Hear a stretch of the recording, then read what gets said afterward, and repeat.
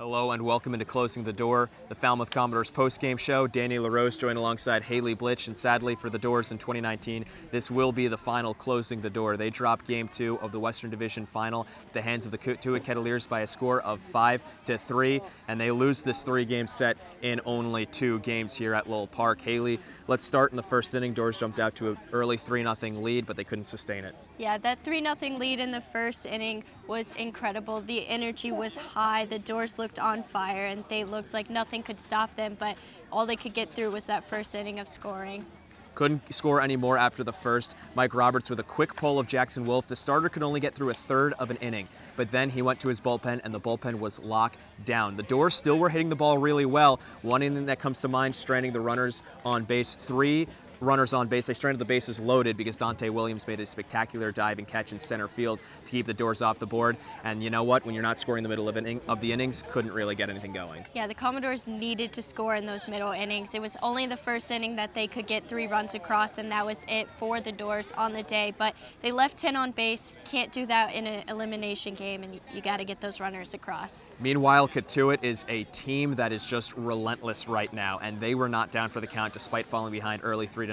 Chris Gonzalez, the starter for Falmouth, was keeping them off the board. He was doing a solid job, but things just kind of hit ahead, and Nick Gonzalez, late in the game, a 2-run home run off of Logan Hoffman. It was 3-2 at the time. He made it 4-3. The rest was history. The Cape League MVP stepped up once again for Cotuit. He went 3 for 4, including that 2-run bomb, and the Doors dropped this one by a final score of 5-3. But at the end of the day, a legendary season for the Doors. Coach Trundy's 21st looked like it was going to be his first ring, but alas, it wasn't in the cards. Yeah, they always say that hashtag win it for Trundy, but really, we've heard it every year.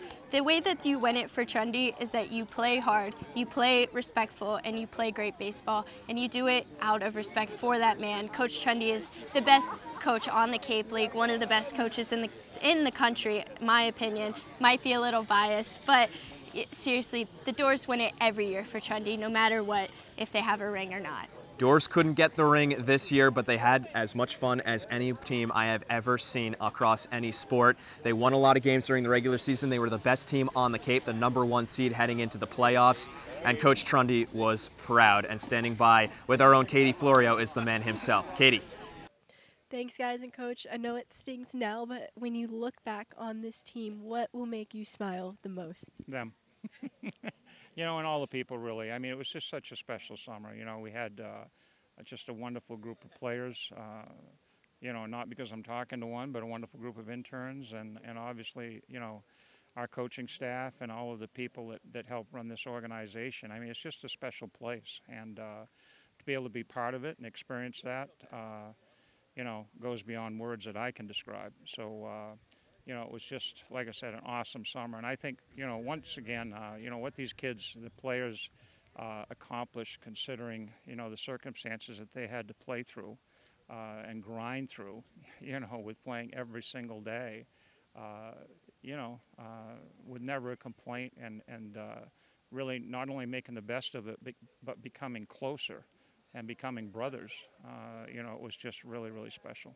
Just mentioned the grind they had to play through. It's been a long season, but they have shown resilience through it all. How proud are you of the fight they showed, not just in the playoffs, but over the entire summer? Look, I just love these kids, and I mean that from the bottom of my heart. I mean, they gave every last ounce of that they possibly could to this team, and I asked them early in the year. I said, look. I said, you'll play your best baseball if you invest in one another, but they went way beyond my wildest dreams.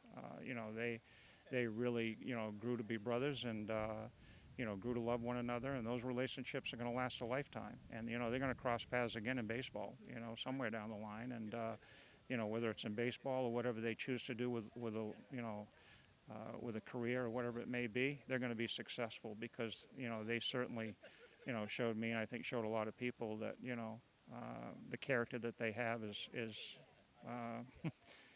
immeasurable. The wins and losses will come and go, but what is one thing you want every player who just got on that bus to remember once they leave here this summer? Each other, and I know they will. I'm comforted by that.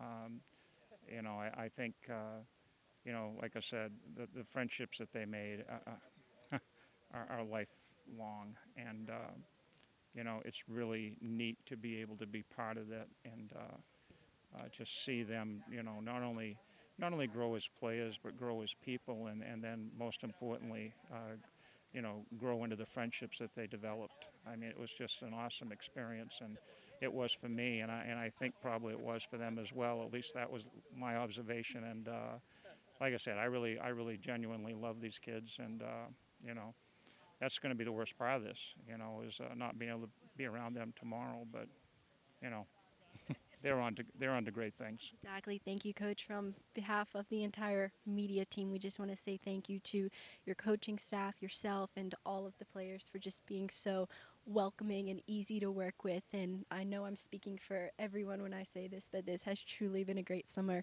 for all of us. Thanks to you guys. Well, let me thank the media team as well. You know, you guys were awesome. You were professional. You worked hard. You know, you did things the right way, and you embraced the opportunity as well. And I know you developed friendships, you know, that you'll never forget. So you guys did really an outstanding job, and it was such a pleasure to be around you. So thank you so much. Thank you, Coach. Guys, back to you.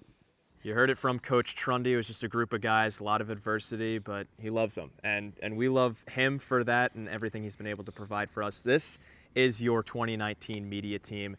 Katie Florio all the way on the end, our great sideline reporter from Clemson. Right next to her, Megan Murphy from New Hampshire, amazing photographer. You've seen all her stuff all summer long, and it's brilliant. To my right, Haylee Blitch, running the social media, running everything, and kind of being the orchestra of this entire production, has been rolling with it for 2 summers now. To my left, Maxwell Trink, our beat reporter, producer. He's done everything. He's written great articles. We thank him for everything. David Korsnowski, my 2-year broadcast partner and friend for life, and Severin Lavenstein, the brilliant videographer whose videos you've been eating up and loving all summer long. I'm Danny LaRose, 2-year broadcaster with David. It's speechless that we are here for the last time, but we thank you for everyone tuning in. We thank this team for all they have provided for us, the coaching staff, for making everything so great for all of us, and we hope we have been able to do that for them and for you, the viewer. So for the final time in 2019, so long, and go Dores. Go Doors. Good on us.